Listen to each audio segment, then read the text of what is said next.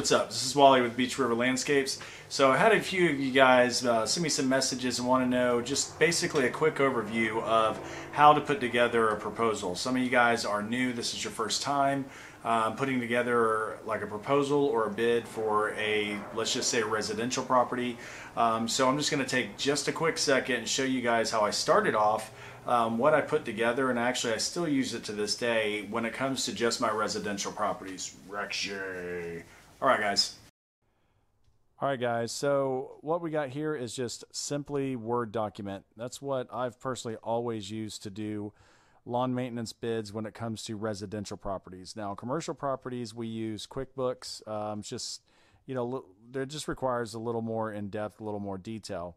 But for just residential properties, I've used this on the smallest of properties to properties that have several acres. So I've seen a lot of scope of works, which is what we use, you know, when we're doing commercial landscape.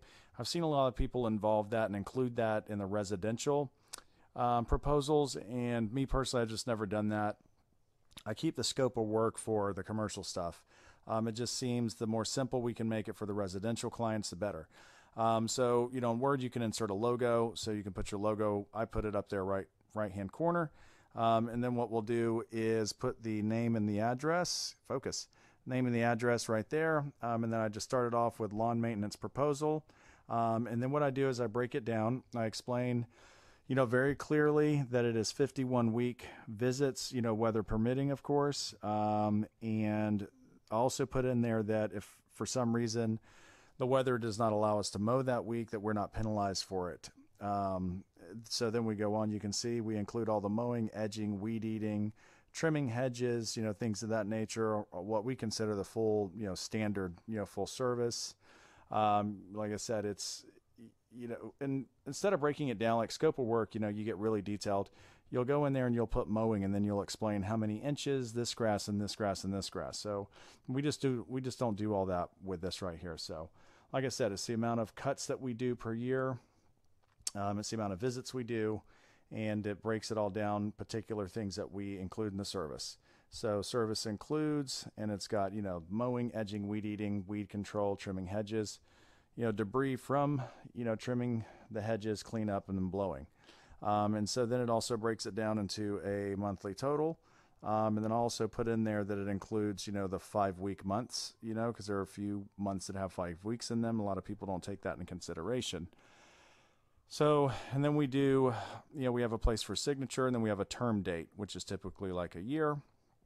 And also include in there, you know, and Leah had a really good idea about, you know, making sure that people understand, you know, especially with these new clients, if you do not pay your bill, that we can report it to a collection agency.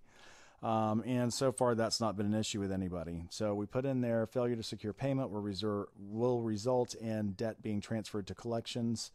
You know, and then we go on to just say, you know, down here, a lot of people will hire us that are from up north. They will hire us, that a lot of northern people will move down here, hire landscape companies, and then fire them in the wintertime. And I've noticed that the last 2 or 3 years.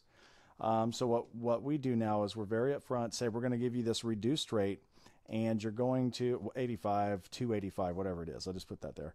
We're going to give you this reduced rate, basically making it 12 payments instead of 9 seasonal payments. They're going to be broke down into smaller increments spread out over 12 months.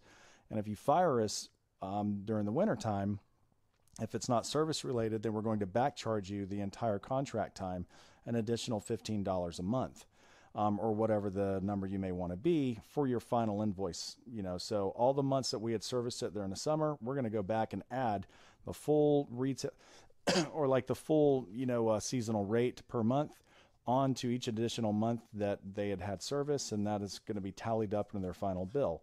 So since we've done that, I have noticed a huge decrease, and nobody's let us go in the fall since we've done this. So then you simply just put, you know, who you are, you own the company, name of the company, phone number, license, and insured. So what I'll do, guys, is I'll put this in a Google Drive document, and I'll just attach this in the description.